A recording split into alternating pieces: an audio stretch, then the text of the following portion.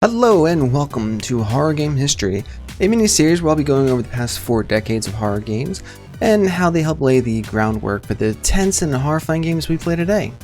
First up, we'll be taking a look at the 1980s, a decade filled with Freddy on film, but some pretty awesome scares for your TV and computer. If you like the video and want to check out the future episodes, why not subscribe so you're updated when they release. Haunted House, released in 1982 for the Atari 2600.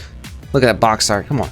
You got bats, you got spiders, and how about some creepy misshapen eyes? With art like that, you know this game has to be terrifying. Oh no. Okay, yes, the Atari 2600 is one of the forefathers of gaming, and its games don't always stand the test of time. I'll never forget you, Pitfall. But its host is one of the first real horror games, Haunted House. In this game, you play as a set of eyes and travel throughout a mansion looking for pieces of an urn to put back together. Of course, the owner of the mansion, Mr. Graves, doesn't pay his electricity bill since ghost work is hard to get, but you strike matches to illuminate the rooms for a few moments and you can navigate the mansion that way. It's a simple premise with some interesting gameplay mechanics, and higher difficulties actually require you to strike a match to even see where the walls are. So imagine the shock when you strike a match and boosh, ghost right in front of you.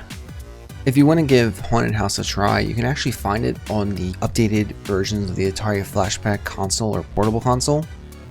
Up next on our retrospective, we've got Texas Chainsaw Massacre, one of the first shocking horror films that had a game adaptation in 1983 for the it's the Atari 2600 as well. Okay, now this one's actually kind of shocking, to be honest. You get to actually play as Leatherface himself, like the murderer, Leatherface, the villain of the movie. And you go and murder a bunch of kids with your chainsaw. The main premise is that you need to kill everyone before your chainsaw runs out of gas. And back then, the idea of playing as a bad guy and killing people in 1983 was almost unheard of. And honestly, some people that believe that this game, along with Custer's Revenge and E.T., really led to the gaming crash of 1984. For an Atari game, Texas Chainsaw Massacre ain't that bad. Gameplay is alright, you go left and right, slaying people with your chainsaw, it's a chainsaw. And listen to how accurate they made this chainsaw sound. Yep, that's a chainsaw. That's a chainsaw. I don't want to delve too much into movies that have been adapted into games in this series. I'll give you a quick listing of the games in the decade for movies. For the Atari consoles, we have Texas Chainsaw Massacre and Halloween. For the Commodore 64, we had gems like Alien, Evil Dead, Friday the 13th. And the Nintendo Entertainment System, aka the NES, aka the Famicom, aka that old console you have sitting in your basement that's not really hooked up, but mine totally is. You got the Friday the 13th, and there's another game that I'm actually going to go in more in depth to. It actually lays the groundwork for so much more.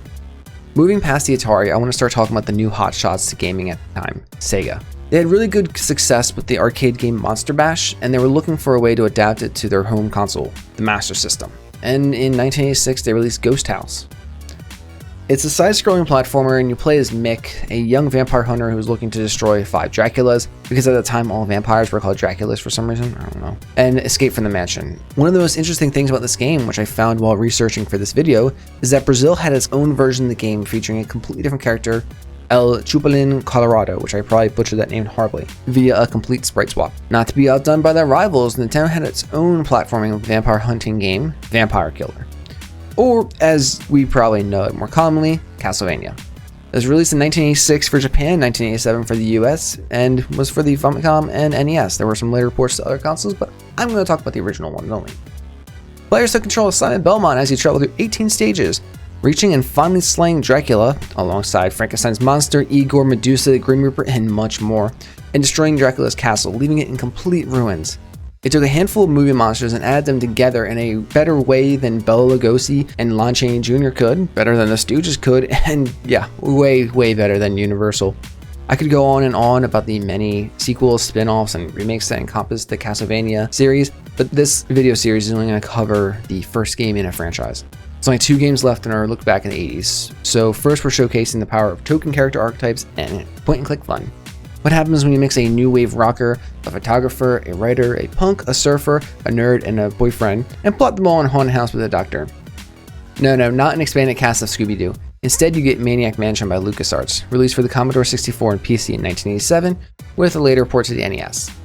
LucasArts took the standard trope of horror movies at the time, a ragtag bunch of differently grouped individuals working together to stop insert villain here, but added a comical twist to it. You play as Dave, and you could select 2 of the reference characters above, to join you on your quest to rescue your girlfriend Sandy from the evil Dr. Fred and family while traversing the mansion. Each character has his own abilities, which leads to solutions for puzzles being different depending on who you select.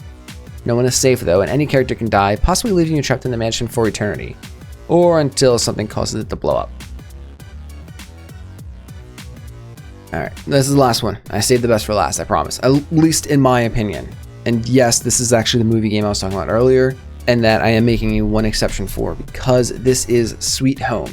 Sweet Home was a Japanese horror film released in 1989, and an NES game was made to accompany it. The game follows a group of 5 filmmakers who enter into a haunted mansion. Man, what is it with mansions and horror? Jeez, okay. And attempt to document and rescue priceless works of art throughout the mansion. The game stands out for being a horror RPG instead of a side-scroller like many of the times were, and each character has unique items and abilities that help solve the various puzzles throughout the house. The real kicker is that if a character dies during battle, they're dead for good. No Phoenix Downs in this game. Due to this mechanic, there's a few different endings the players can receive, and this was groundbreaking to have multiple characters being controlled independently, able to form teams or go solo, as well as the introduction of quick-time events that games like God of War absolutely adore now. As the characters fight to survive against zombies, possessed dolls, and ghouls, they also learn more about the mansion and the mysterious ghost that has them trapped inside. The story is actually pretty dark for its time, featuring suicides and child murders. Take that, Freddy Fazbear. And the game actually expands more on the backstory of the film, which had never been done before and even garnered better reviews than the film itself. Unfortunately, Sweet Home was never localized outside Japan due to the perceived lack of interest in a foreign language film. However, in 2000, fans of the game released a translated ROM on the internet, allowing many non-Japanese readers the chance to play the game, which laid the groundwork for so many other games. A remake of the game actually started development in 1993, with Shinji Mikami being the lead director. Unfortunately, Capcom was unable to secure the rights to the Sweet Home license, and they needed to create a whole new universe featuring zombies, puzzles, and a giant mansion of rose. But who knows what that game could be? We'll cover it in the next episode, don't worry. Well, thanks everyone for sticking around. I hope you enjoyed the video. If you did, I'd really appreciate it if you click that little thumbs up button, since that helps YouTube promote the video out to other viewers, and let me know in the comments below what horror games you liked out of the 80s, or if I missed any that you truly loved. If you like horror gameplay videos, why not subscribe to the channel, where I release 10 horror videos a week, and would love to have you in the bonfire. And of course, as always, have a great day and remember to burn bright.